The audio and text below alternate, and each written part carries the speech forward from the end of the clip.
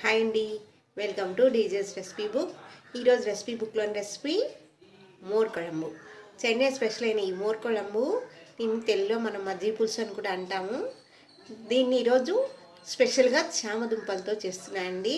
దీనికి చామదుంపలు స్పెషల్ రుచిని ఇస్తాయి. దీన్ని ఎలా చేయాలో ఇప్పుడు తెలుసుకుందాం. అందులో 1 స్పూన్ శనగపప్పు, 2 స్పూన్ల ధనియాలు, 2 స్పూన్ల కందిపప్పు, 1/2 స్పూన్ ఆవాలు, 1/2 స్పూన్ జీలకర్ర, వీటన్నిటిని వేసుకొని నీళ్ళు వేసి ఒకసారి శుభ్రంగా వాష్ చేసుకొని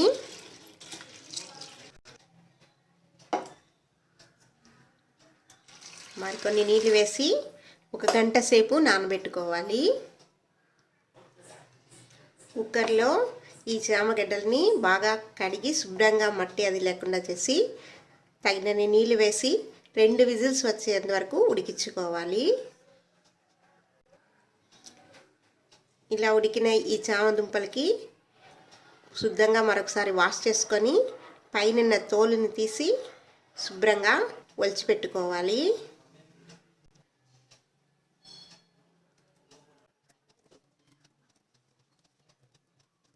చూసారు కదా, ఈ మాదిరి తోలు ఒలిచి వీటిని పక్కన పెట్టుకుందాం. ఈ మాదిరి వీటన్నిటిని రెడీ చేసి పెట్టుకోవాలి.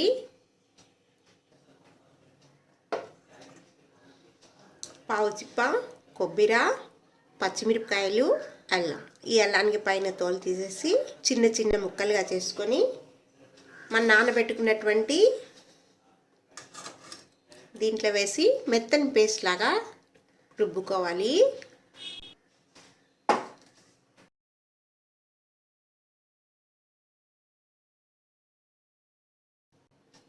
ఇప్పుడు ఇందులో కొద్దిగా నీళ్ళని వేసుకొని దీన్ని ఇప్పుడు పేస్ట్ చేసుకుందాం. ఈ మాదిరి పేస్ట్ చేసుకోవాలి.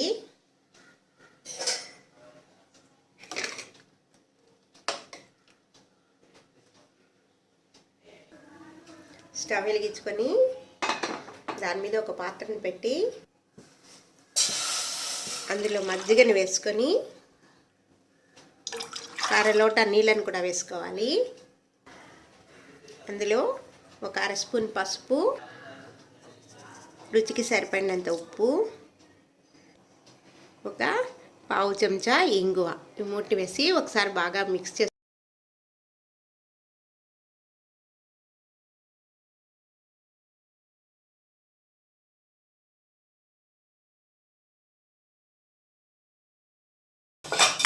ఇందులో మనం రెడీ చేసుకున్నటువంటి గ్రైండ్ చేసి పెట్టుకున్న ఈ పేస్ట్ని కూడా వేసేయాలి.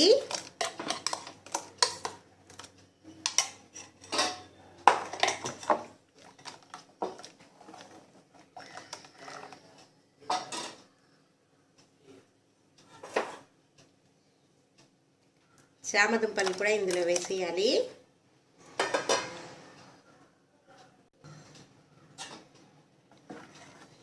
వీటన్నిటిని ఒకసారి బాగా మిక్స్ చేసి మన రుబ్బుకున్న పేస్ట్లో ఉన్న పచ్చి వాసన పోయే వరకు దీన్ని ఉడికించుకోవాలి.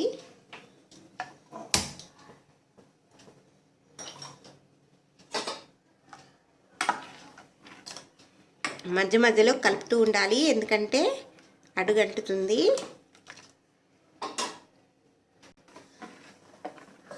ఈ మజ్జిగ పులుసులో చామగడ్డనే కాదండి, బెండకాయని లేదా బూడిద గుమ్మడికాయ కూడా వేసుకోవచ్చు, సొరకాయని కూడా వాడుకోవచ్చు, బాగుంటుంది.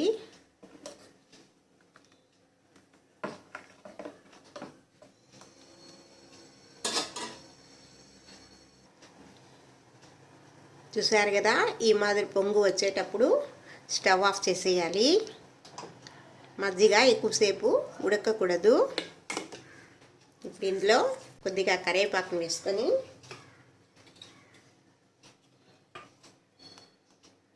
దీంట్లో పోపు పెట్టుకుందాం.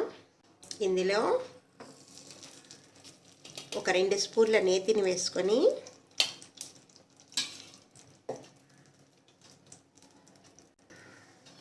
నెయ్యి కాగిన తర్వాత 1 స్పూన్ ఆవాలు, 1/2 స్పూన్ జీలకర్ర, సన్నగా తుంచుకున్నటువంటి 1 ఎండుమిరపకాయ, వీటన్నిటిని వేసి పోపు పెట్టుకోవాలి. మీ దగ్గర ఉంటే నేతికి బదులు కొబ్బరి చవరు కూడా వాడుకోవచ్చు.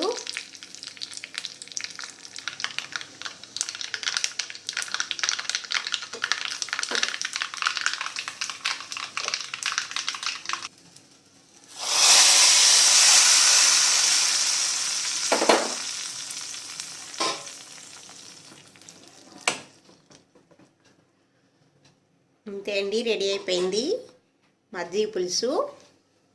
ఇది తమిళనాడు స్పెషల్ అండి. మీరు కూడా ఒకసారి ట్రై చేసి మీకు ఎలా వచ్చింది అనేది కామెంట్ రూపంలో తెలపండి.